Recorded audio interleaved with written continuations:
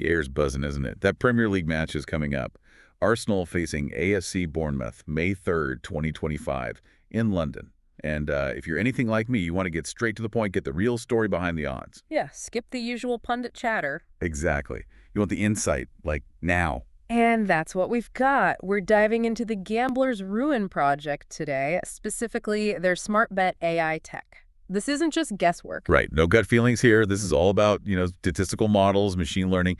We're essentially giving you a shortcut, a data-driven preview for this match. Our mission, if you will, is to unpack what this AI is predicting, why it's predicting it, the methods behind it all. They really go deep, don't they? Looking at injuries, the models themselves, even simulating the game thousands of times. It's pretty comprehensive. So where do we start? Injuries seem like the logical place. Definitely. Always the first question. So for Arsenal, wow, the list is quite long. Miko Marino is out, unspecified issue. Ben White, the defender, knee injury. Then Ricardo Calafiori, another defender, also knee trouble. His expected return is like April 29th. So cutting it really fine for this May 3rd game. Jorginho's got an abdomen issue, looking at maybe May 11th for a return. Same time frame, May 11th for Kai Havertz with the thigh problem. So potentially missing a couple of key midfielders there? Looks like it. And even their keeper Karl Heinz shoulder issue. Potential return on May 3rd, day of the match. Talk about down to the wire. Absolutely. And that's not even the full list for Arsenal, is it? Nope. Keeps going. Albert Sambi Lokonga, hamstring, probably out till end of June. Nuno Tavares, another unspecified issue, maybe back around May 9th. Right. Defender Gabriel, thigh injury, looking at a longer recovery, mid-July maybe. Race Nelson, thigh out till June. And then the really long-term ones, Takehiro Tomiyasu, knee, not expected back till October. And Gabriel Jesus, also knee, looking at late November. That's a lot of players. That's a significant chunk of their squad potentially unavailable. Definitely impacts things. Okay, what about AFC Bournemouth? Shorter list you mentioned. Yeah, shorter, but still players you'd notice. Luis Sinisterra, thigh injury, but like Hein for Arsenal, potential return is May 3rd, so touch and go. Another one right on the edge. Ryan Christie, groin issue, likely out till late June. Yeah, Ines Unal, that's a big one. Cruciate ligament injury, not expected back until mid-October. Oof, yeah. ECLs are always tough, so you can see straight away how this info feeds the AI, right? It's not just looking at historical stats. Exactly. It knows who's actually likely to be on the pitch. Okay, so let's get into the AI itself. How does SmartBet actually, make these predictions? What's the magic? Well, it's not really magic. It's more clever combining of methods. They call it a hybrid architecture. A big part is something called Poisson regression, great for predicting event counts, like goals. Okay, Poisson for goals. Right. Then they mix that with some pretty sophisticated machine learning classifiers. Think of them as pattern spotters. They use random forest, gradient boosting, specifically XGBoost, and also an MLP neural network. Ooh, okay, lots of terms there. Let's break that down. What are the key bits we need to grasp? Okay, so first, those Poisson models, they use something called bootstrapping. Instead of just one number for expected goals, they run tons of simulations. Imagine playing the game over and over in the computer. Right. This gives a likely goal number and a range, a confidence interval. For this match, it's about 1.91 goals for Arsenal, but the range is pretty wide, like 0 to 5 goals. 0 to 5. That shows the uncertainty, doesn't it? Absolutely. For Bournemouth, it's much lower, 0.28 expected goals with a range of 0 to 2. Really highlights that anything can happen in one game, even if the trend points one way. Got it. So the range is key. What else is in the mix? You mentioned ELO ratings, like in chess. Exactly like chess ratings. Each team gets a rating. It goes up when they win, down when they lose, and it matters who they play against. Okay. What's cool here is that SmartBet AI tweaks these ELO ratings based on the current injuries. So the snapshot of strength right now. Arsenal's rating is 1,691.01. Bournemouth's is 1,530.55. Ah, quite a gap there already. Yeah, that difference, especially with injuries factored in, tells you something about the perceived quality gap for this specific match. So ELO is like a dynamic power ranking adjusted for who's fit. Makes sense. What other data does the AI munch on? Oh, loads. Recent form, obviously points per game. Expected goals, or XG, the quality of chances they create. Home or away advantage, naturally. The injury count we just discussed, a big one. Goal efficiency, how clinical are they? And interestingly, they also look at the betting market odds, turning them into probabilities. It's really trying to capture everything. Wow, okay. They're really trying not to miss anything. And these the advanced classifiers you mentioned, random forest, XGBoost. Oh. What's the deal there? Right. Those are the machine learning models. They're trained on tons of historical match data. They learn patterns that tend to lead to a home win, a draw, or an away win. Right. An important detail, they use a technique called SMOT because, draws and away wins are less common than home wins. SMOT helps balance the data so the models don't just learn to always predict the most common outcome. Ah, smart. So it learns the patterns for all outcomes better. Exactly. And they tune these models carefully. Yeah. That's the grid search part to get the best possible performance out of them. And I saw a note about fuzzy matching. Sounds technical, but also practical. It is very practical. When you pull data from different places, team names might be slightly different. Arsenal versus Arsenal FC. Fuzzy matching and Unicode normalization just make sure the AI knows it's the same team. Cleans up the data. Crucial for accuracy, yeah. Okay, back to the Poisson regression for a sec. How does it actually spit out those goal numbers for this game? So it takes all those factors we discussed, form, strength, via ELO, home advantage, odds, injuries, efficiency, and uses them in a statistical model to estimate the likely number of goals. Right. Based on that, for this specific match, the model lands on about 1.86 expected goals for Arsenal and around 0.31 for Bournemouth. Okay, clearly favoring Arsenal to score more.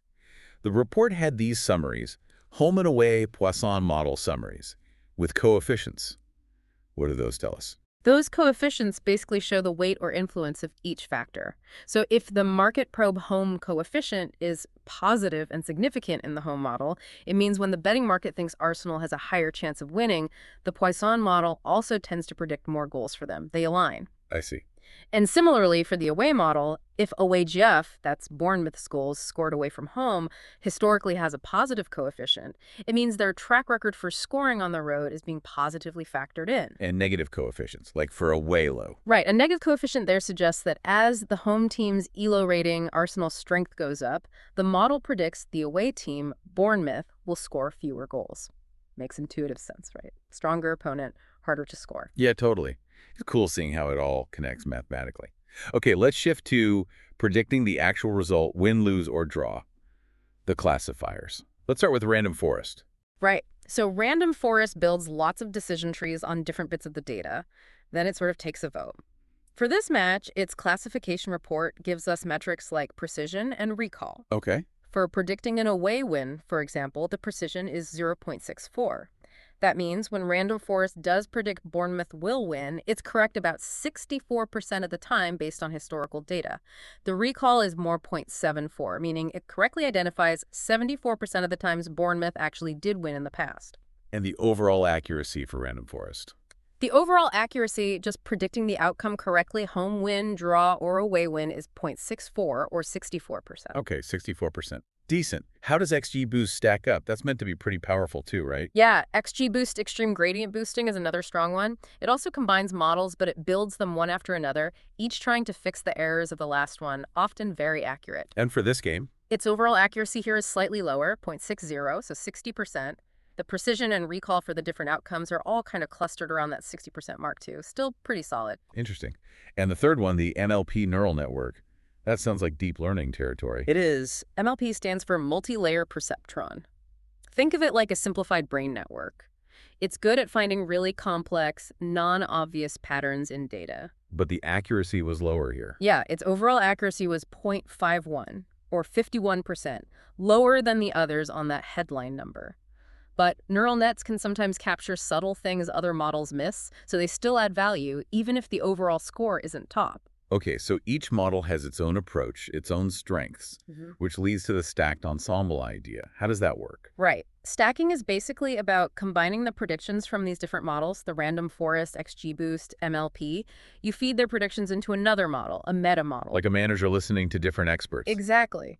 This meta model learns how much weight to give each expert prediction, maybe depending on the situation, to make a final, hopefully more accurate call. And the result of the stacking? The stacked ensemble here gets an overall accuracy of 0.64, same as the random forest individually, but likely more robust.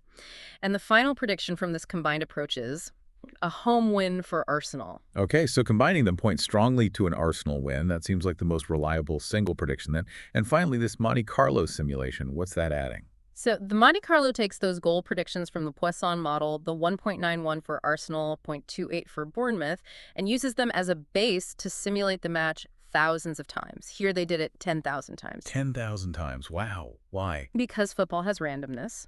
This helps map out the probabilities of different results. Based on those simulations, they estimate a 76.18% chance of an Arsenal home win. That's pretty high. Very high. A draw comes in at 18.51%, and an away win for Bournemouth is down at just 5.31%. Wow. Less than 6%. Yeah. And it also gives probabilities for specific goals. The most likely is 1-0 Arsenal at about 21.5%, then 2-0 Arsenal at 20.1%, then 3-0 at 12%, and even a 0-0 draw is more likely than a Bournemouth win at around 11.2%. So the simulations really double down on the Arsenal win prediction and give us a feel for the likely scorelines, like playing it out digitally again and again. Precisely. It adds that layer of probability distribution, which is really useful. Okay, let's wrap this up then. If someone listened to all this, what are the absolute key takeaways from the SmartBet AI for Arsenal versus Bournemouth? Well, the big message is definitely a strong probability of an Arsenal home win. You see it in the ELO gap, the Poisson goal predictions, the machine learning classifiers, especially when stacked and then strongly reinforced by those Monte Carlo simulations. Right. And remember, the AI is considering those injury lists we talked about at the start. So even accounting for absentees, the models lean heavily towards Arsenal. Likely scorelines reflect that 1-0, 2-0, 3-0 are the front runners. So this whole deep dive has basically given us a way to quickly get up to speed on a really complex, data-heavy analysis of the game, much more than just a hunch. Absolutely. It's a fascinating look at how AI is being used in sports analysis now, but, it provides probabilities, not certainties. Of course. The beautiful unpredictability of football. Exactly. Which kind of leads to a final thought, maybe.